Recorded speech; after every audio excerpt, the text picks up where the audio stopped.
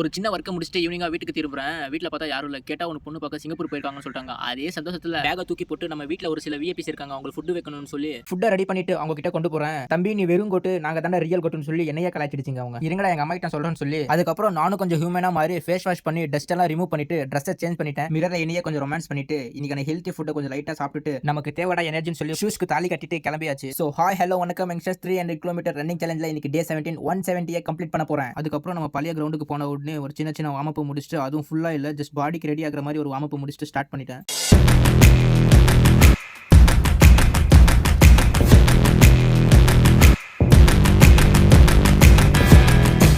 இன்னைக்கு ஒரு சின்ன சம்பவம் என்னன்னா 52 மினிட்ஸ் 56 செகண்ட்ஸ்ல 10 கிலோமீட்டர்ஸை ஃபினிஷ் பண்ணியிருக்கேன்.